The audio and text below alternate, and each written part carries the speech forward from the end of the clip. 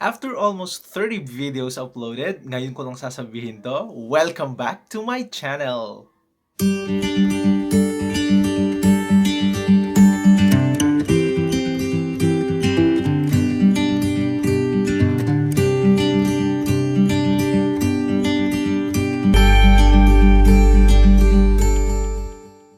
For this video, I'm gonna be sharing what foreigners need to know when looking for rental apartment in Japan. First up is the type of room or the type of unit that you're looking for. So in Japan, there are several types of rental apartment units. So for example is the one room. This is similar to the studio type apartment or units back in the Philippines. Another one is the 1DK, which means you have a dining room, you have a kitchen, and you have your separate room. Next is the 1LDK. So it's basically the same as the 1DK plus a space for a living room. You also have 2DK, 2LDK, 3, 4, or 5. It depends on the size of the available unit for rent. So the monthly rent depends on the size, of course, of the unit that you will be getting. Next, you need to get or you need to consult a real estate agent or a real estate company. Unlike in the Philippines where you can just directly go to the owner of the unit or the apartment that you wish to rent, in Japan, all transactions for rental apartment units need to be processed through a real estate company. So there are two ways in looking for a real estate company. First, you can go directly to their office and inquire for any available units for rent. Or you can search online first, and then once you have chosen a unit, and then you can contact the real estate company. From there, you can schedule a visit to the office and schedule a visit or a viewing to the unit that you wish to rent. So some of the common websites for apartment rentals all over Japan are Sumo, Yahoo Rental Homes, and there's also this Homes Rental. So from there, you can just view the units available for rent, and then you can see which rental company is responsible for the posting of those rental units. So for me, when my family decided to move to a new housing or to new apartment, we searched online and then we tried to look for a real estate company with an English speaking staff, but unfortunately, the one that we were able to choose didn't have an English speaking staff. So it's again a struggle for me. So also with foreigners living in Japan who don't have much skills in the Japanese language. So again, if you consider of renting an apartment, you should look for a company that has an English speaking staff, or if you have a good Nihongo language level, then you can just look for any other, I mean, any real estate company that's available, I mean, that handles the unit that you wish to rent. Next is when searching online for rental apartments, you can actually narrow down your searches to your preferences. For example, you want an apartment unit with a separate bathroom and toilet, or you want an apartment with a balcony, or an apartment that's close to a train station or a bus station. As I mentioned earlier, when you search online for an apartment unit, you can actually inquire if there is an English speaking staff in the real estate company that handles the apartment or the unit that you wish to rent, and then visit the office for a possible viewing and for a possible contract signing. So again, do not rely on what you see on the internet or what is shown online, because actual viewing of the unit might change your mind. So it's okay not to reserve the unit yet, but be careful because the agents might pressure you to pay the reservation fee, which is equivalent to 1 month rent, which of course will be deducted from the total initial deposit. In Japan, there is a possibility that several companies or several real estate companies handle the same property, so it is important to check which company handles the apartment unit that you wish to rent. Another factor to consider is the initial payment, the total initial payment, which includes at least 1 month advance rent, insurance fee or fire insurance fee, the agency fee, and the guarantor fee or the guarantee fee. I mentioned about the guarantor fee, which leads to the next point, because some real estate companies require a Japanese guarantor for foreigners.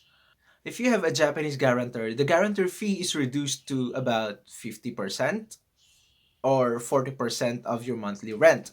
However, in our case, even if I have some Japanese friends, I chose not to include a Japanese guarantor. Good thing a real estate agency allows foreigners not to have Japanese guarantor. Instead, they have this guarantor company for foreigners who are renting apartments or who are renting units in Japan. It's called the Nippon Safety or the Japan Safety Company. That company serves as the guarantor for foreigners who don't have Japanese nationals as their guarantors. So for the total initial payment that we made, so of course, I mentioned earlier, advance 1 month rent, and then fire insurance, which is equivalent to 50% of the monthly rent, and then we have the guarantor fee, which is equivalent to 1 month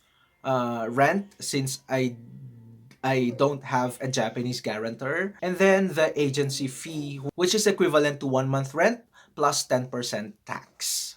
So your initial payment depends on your monthly rent. In some cases, owners of apartment units or buildings or real estate properties require a key money. So another thing to consider when choosing an apartment for rent in Japan is the key money. So key money serves as your cash gift to the owner of the house or owner of the property that you wish to rent. It's like a thank you money to the owner of the property for letting you, use the property. Key monies usually range from 50,000 yen or even more. Again, depending on the property. So when you search online, I mentioned this, you can actually narrow down your searches. You can customize your searches to the type of the room that you wish to rent, and then if the unit requires a Japanese guarantor, or if it has key money, or if it requires key money. So the total initial deposit could range from 150,000 yen to 200 or 250,000, depending if the property requires a key money or some other additional fees.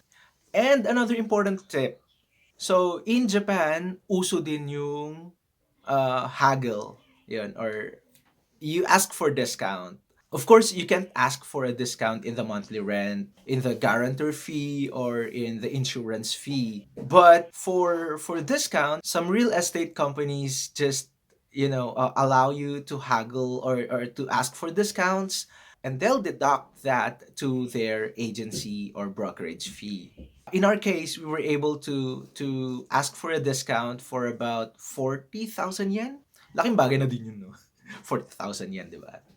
So once your choice is made, I think you're now ready for the contract signing. So what do you need to do, or what do you need to prepare when you sign the contract of the unit or the apartment unit that you wish to rent? So before signing the contract, first you have to ask questions. You have to inquire about the mode of payment, installation of utilities, the renewal fee, and many other things, and some other things concerning your contract. Next, prepare for your inkan or your personal seal. Though it's not required for foreigners living in Japan to have their personal stamp or personal seal kasi in place of your signature, your handwritten signature, Japanese people use the inkan kasi. So or their personal stamp or personal seal. But some companies require you to have one. So it's better to have a personal seal and have it registered at the ward office. Yeah. So you can use it for bank transactions and some other official and legal transactions in Japan. Some companies, some real estate companies require you to have a bank account in Japan where they could do auto debit of your monthly rent.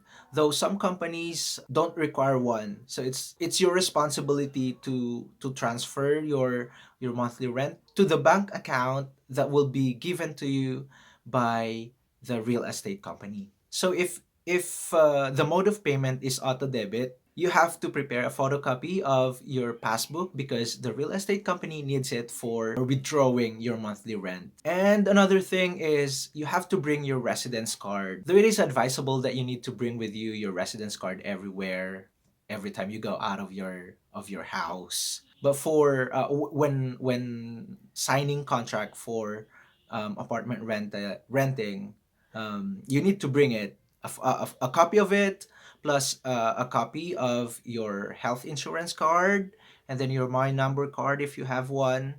So you have to prepare photocopies of those cards. Next, though some companies don't require you to have a Japanese guarantor, they'll be asking you for a contact person. If you have a friend or a relative who is living in Japan, you need to ask permission if you could use their names and then their contact information, including phone number and residence address in Japan. Though they don't serve as your guarantors, but technically they don't serve as your guarantors. They don't have financial responsibility. Next, you need to learn how to write hiragana, katakana, and some basic kanji, especially your address in Japan and your work address. And most important thing, you should prepare your hand to sore from writing several forms and your ears to bleed because a staff of the real estate company will be explaining to you in details about your contract and about everything in the form that you'll be filling out. So the staff will read as in everything, every word that's in the contract, and they're all in Japanese. So yeah. But if you have a Japanese friend or friend who could speak Japanese well, it's good if you could bring them along, if you can tag them along with you when you sign the contract. So that somehow they will help you understand what's in the contract, and if you have questions, they could explain it they could explain them more carefully or more detailed to the the real estate agent that you are transacting with. And prepare your initial payment. As I mentioned earlier, initial payments could range from 150 to 250,000 yen. And the next, you're now ready to sign the contract. Once you've signed the contract, the next thing that you need to worry about is your move in. So that's all for today. I'll see you again next time. Adios.